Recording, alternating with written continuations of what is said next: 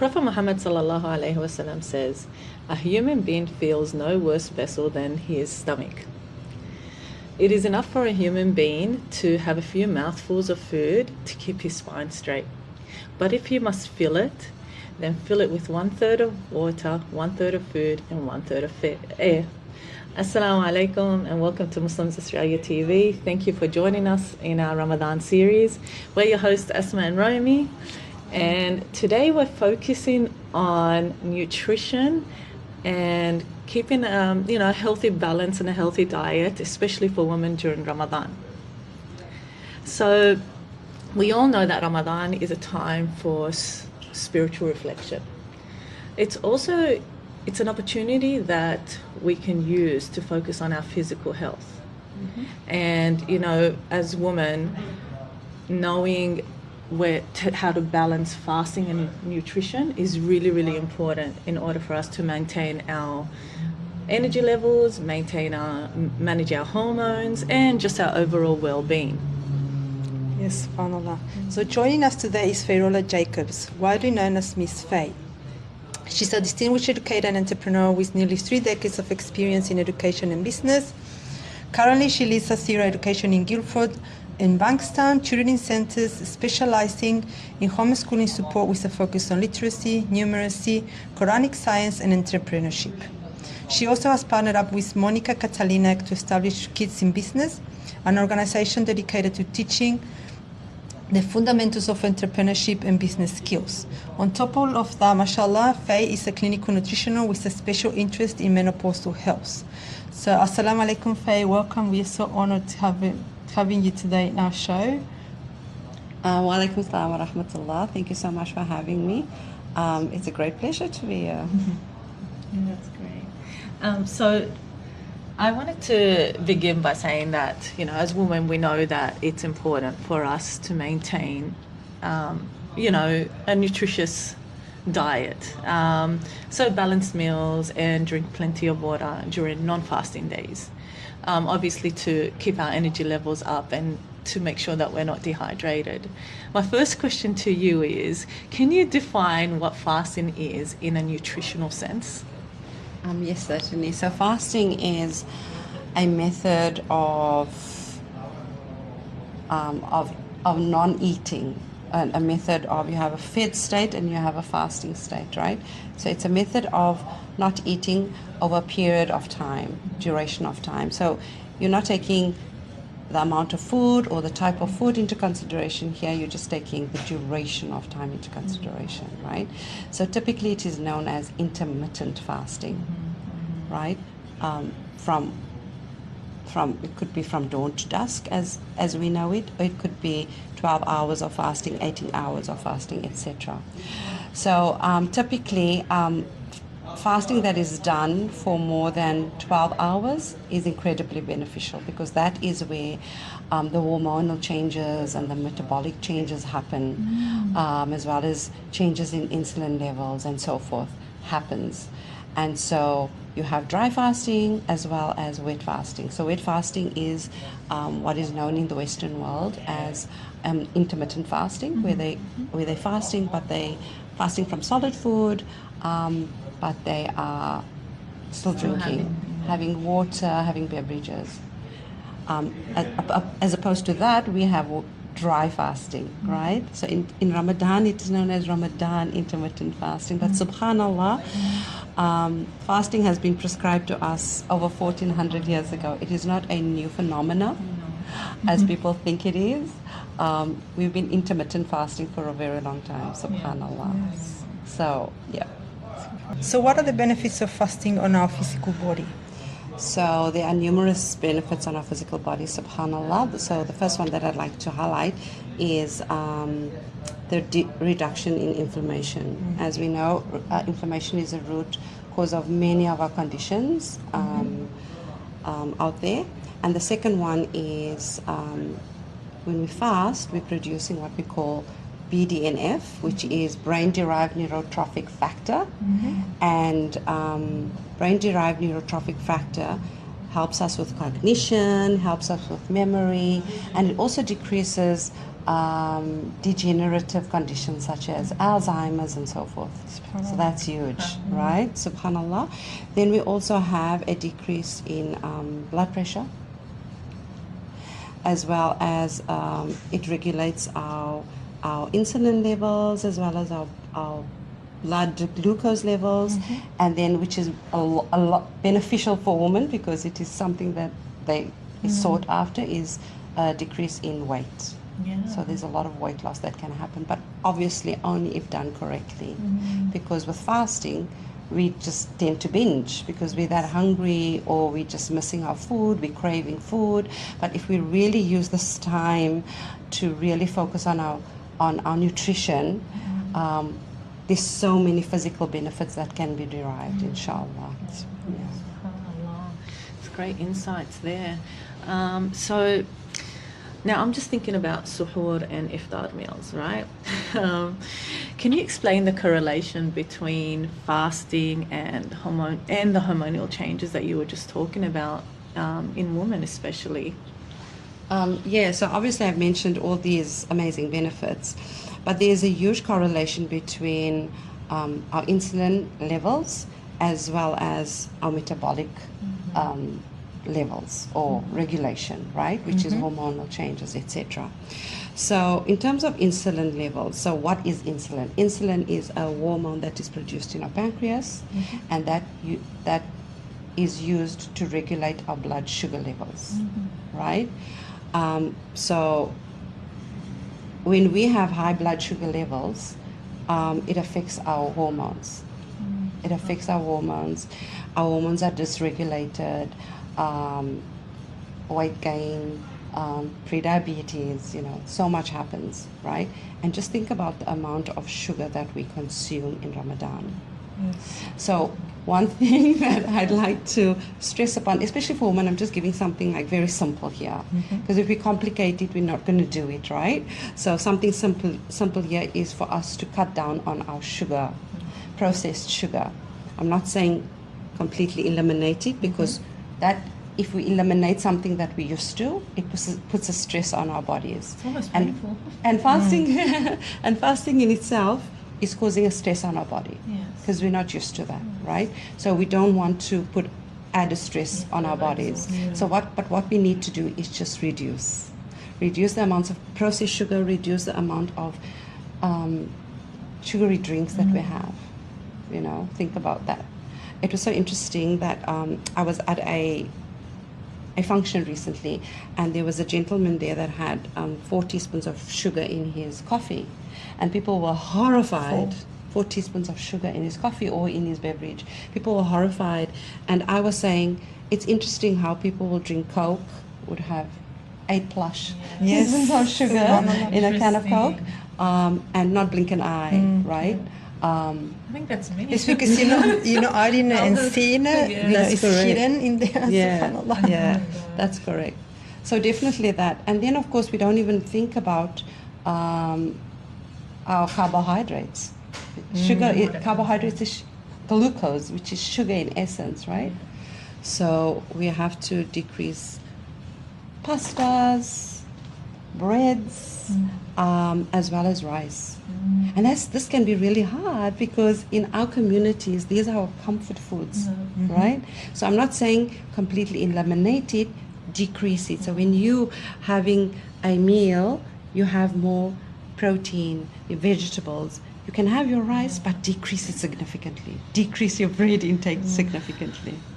I love how you said these are our comfort foods, because there's a difference between what we just eat for comfort and what we actually eat for nutrition. Yeah, for sure. SubhanAllah. Yeah, for sure. I've got a journey. So what are the recommended foods to eat in Ramadan? Okay, so we have our macronutrients, right? So our macronutrients is proteins, carbohydrates, and fats. So interestingly, there was a study done where they had for suhoor meals, where they had people partaking in high carbohydrate meals, people partaking in high fat meals, and people taking part in high protein, right? And it was interesting because they found that those who had high fat meals at Suhoor, obviously their protein is included, but they included healthy fats. They had better, they weren't as hungry, they had more energy levels, and the thirst as well. It helps with thirst as well. It's so interesting. So that's your avocados, yeah? That's your avocados, yeah, definitely. And also, you know, there's so many, we have to stay away from seed oils, obviously. We know that. It's, you know, we know that. But in terms of iftar, you know, iftar, we need to have those nutritious soups. Yeah. We can have those. But what I'm trying to say here and highlight here for us, especially for women, is for us just to concentrate on decreasing the amount of glucose, the amount of sugar. And when we think of that, yes, even fruit, there's sugar. Even in those smoothies, there's sugar. Even in those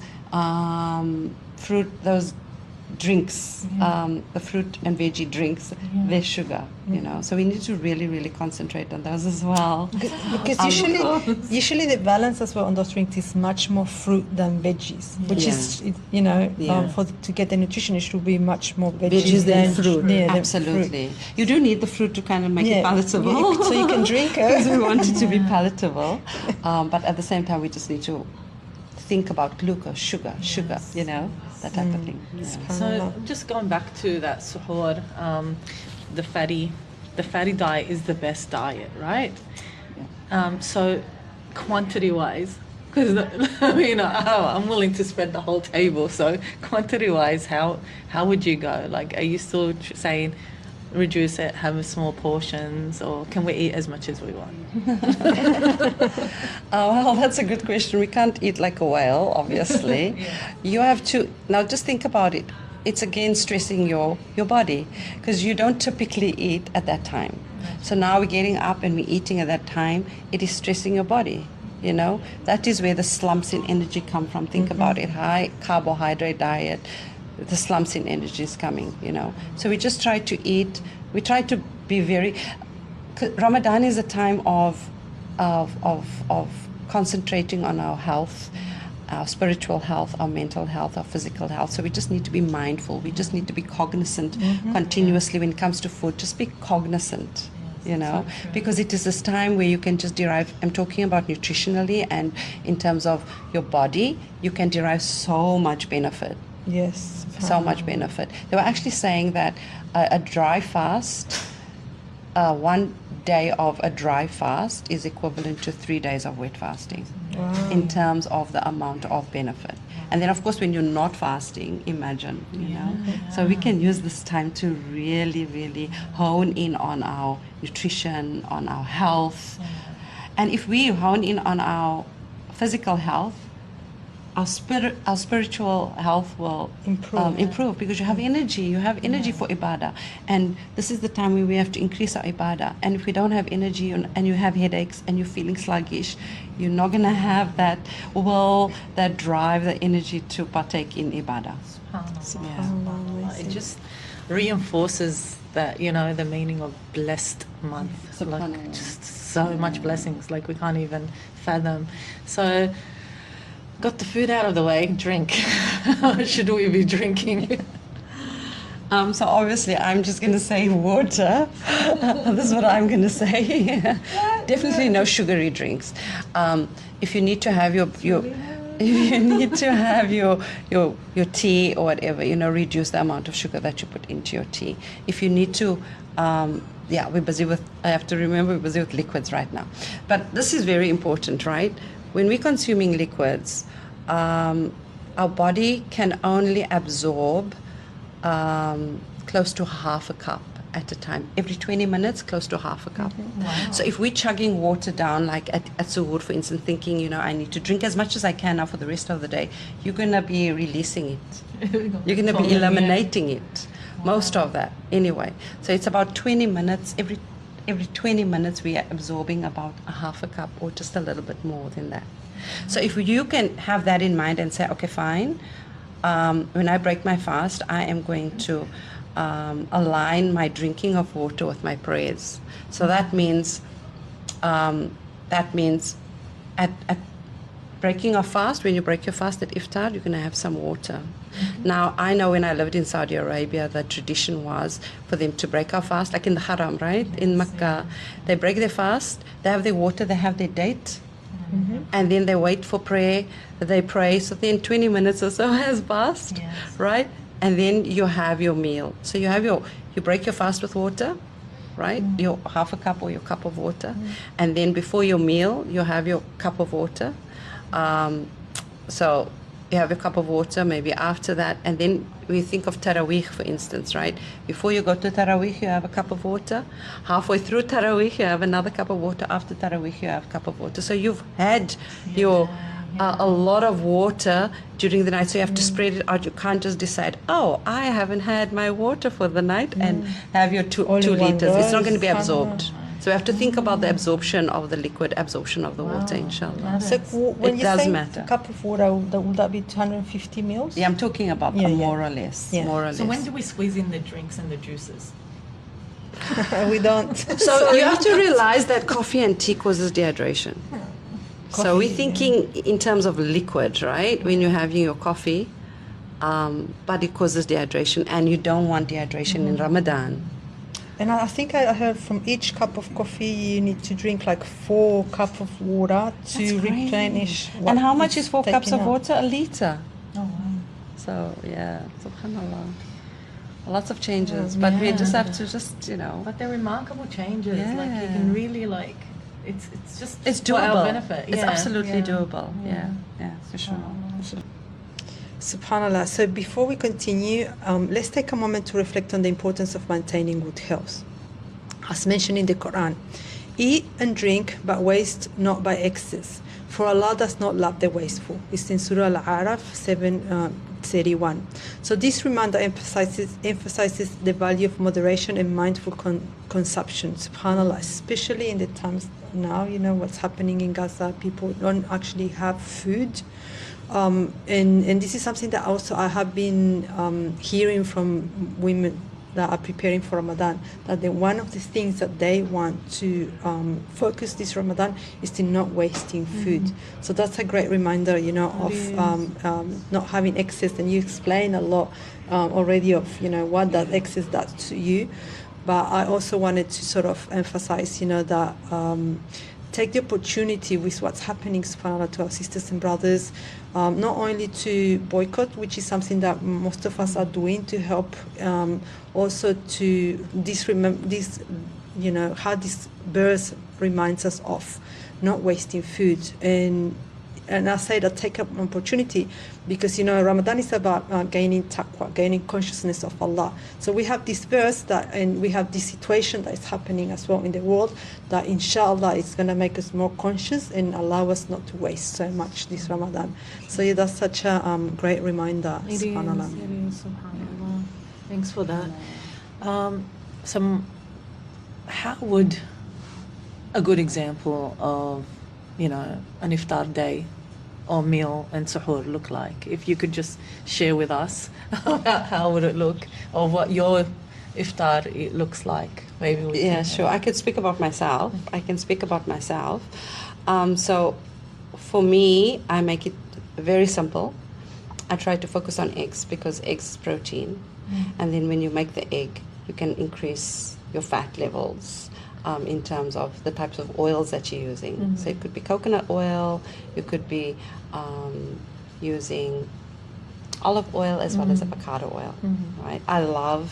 My favorite is avocado oil, right? It is expensive though. Yeah. Oh, my favorite is olive oil. Yeah.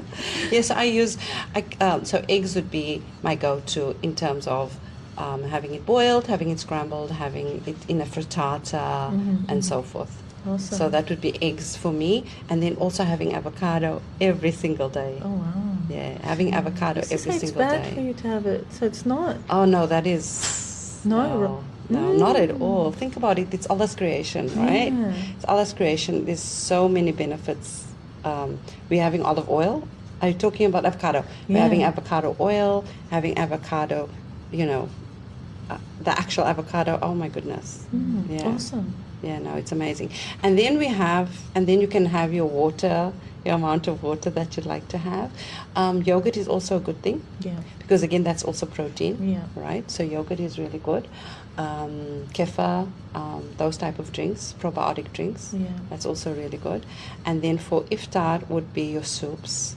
They're warming, they're comforting. You know, the chicken soup, they say, chicken Lentil soup. Lentil soup. Yeah. All soups, you know, Yes. are very comforting to the stomach. Yeah. It's really comforting to the stomach. They were saying that, however, if you have a high protein suhoor, it's important to have protein, but if you have a high protein suhoor, you can get digestive issues, you know. So we do have digestive issues in Ramadan, so we have to try to decrease that as well, right? Anyway, we're going back to iftar. Yeah. So iftar, in a lot of households, you have all these fries and sambuseks or samosas, as we call them, and you know, things, spring rolls, and that's again trans fats. You know, you're frying, and you know, it's all trans fats, right? Yeah. So we want to eliminate that. Have one instead of 6. Okay. Decrease that. Have one instead of 6. So you have your soup, but include vegetables and include a protein. Okay. That's it. And again, decrease the rice, decrease the pasta, decrease the breads. That's really super important, inshallah. And if you could eat just that one meal instead of a few meals during the night, and your desserts during the night, as we do, oh my gosh, the amazing benefits that you'll reap, inshallah. Oh, wow. Yeah, because some people fast and they have one meal a day. So it's giving your body so much opportunity to rest, to rejuvenate, to repair, you know, your digestive system, and all the benefits that we spoke to about today, inshallah. Lots of water, drink all your 20 minutes of water. I think the way I see it is that I really want to have as much energy and be in the best mental state as possible this Ramadan. And you know, while you're talking, I'm thinking, you have to do this, Asma. You have to be so conscious about what you're eating in order for you to go on this spiritual growth that you want. Like, in order for me to, you know, increase, you know, my Quran reading, increase my everything that I want to do in terms of my ibadah, I have to be so conscious about what I'm putting in my mouth in order to achieve that. Yeah. So subhanallah, like, it's what about you, Romy? I'm like, I'm learning so much. So I was, while you were talking, I was also reflecting on, you know, how do we feel our stomach and how that, you know, takes out from our energy. So for me this Ramadan, I'm planning to keep having my green smoothie that I've been losing weight on, and it gives me all the energy, but it doesn't fill my stomach. Yeah. So it's just so easy to digest. It goes through your body, it gives you everything that needs to give you nutrition value, because I'm also adding good fats to it. Amazing. Flax seeds. Oh, amazing. Yes. So that's why it's That's like also very good for hormones. yeah, cellular level nutrition, you know, it goes straight to your cells, and that's why I'm getting all this energy out of it. So I want to keep that, and I've been practicing to see if I have a suhoor time, you know, when I can fit it in, because it's actually a lot what I'm having. So and I think that's one thing that I wanted to sort of pinpoint, that if your stomach is so full, and we started with, you know, the hadith of one third, then you're not going to be able to have that energy that, you know, that we all need. And yes, I also, if I may mention, we need to increase fiber, right? We need to increase fiber, because we're also concentrating on digestive health here, right? And one thing that I do make, instead of using breads or crackers, whatever, I make my own, a cracker type bread, and I use a lot of seeds in it, a lot of nuts, and I use coconut oil, right?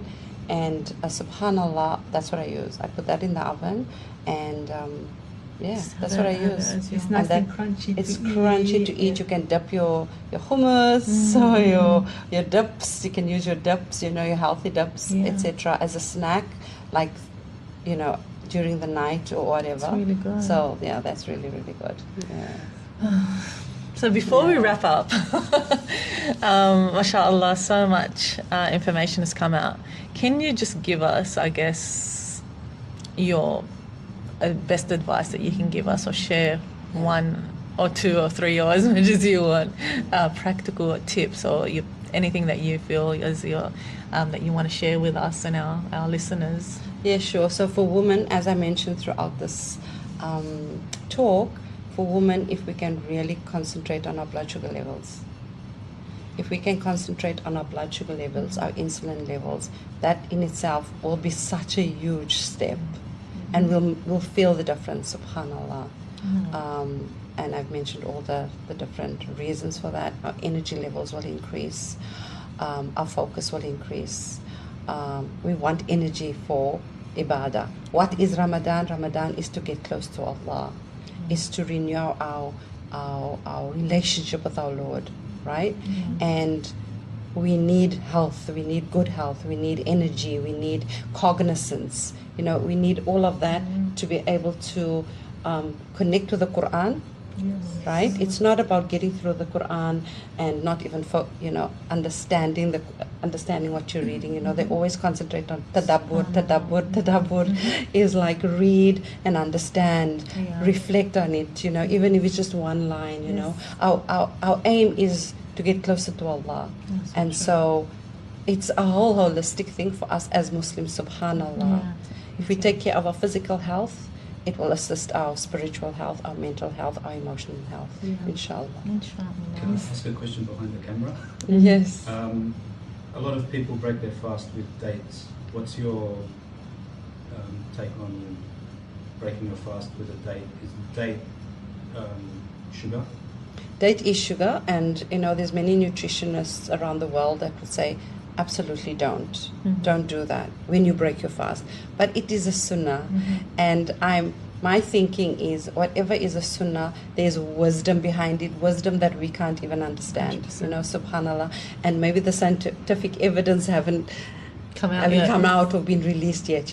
So we go according to the sunnah. But I would say have one date, because people they make a meal of the dates, because the dates are just so yummy. But we have to be so careful with where we buy dates now.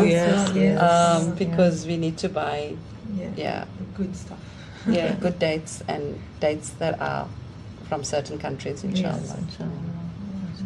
All right, that was amazing. Jazakallah, I really appreciate it. We learned a lot, and inshallah we're going to be able to apply. And for me, from everything that you said, I love that you said, you don't have to eliminate everything, it's just reduce. Make it easy for yourself. We can't be putting more stress on our bodies, inshallah. But thank you so much for having me. Yes, thank you. Thank you so much, and we definitely enjoyed this session, and we hope our viewers enjoyed it. And if you want more of these nutritional tips and you want Sister Faye with us, we're going to have you again and again, inshallah. Please do like and follow and subscribe, and inshallah we'll see you next time in our next Ramadan series. Assalamu Alaikum.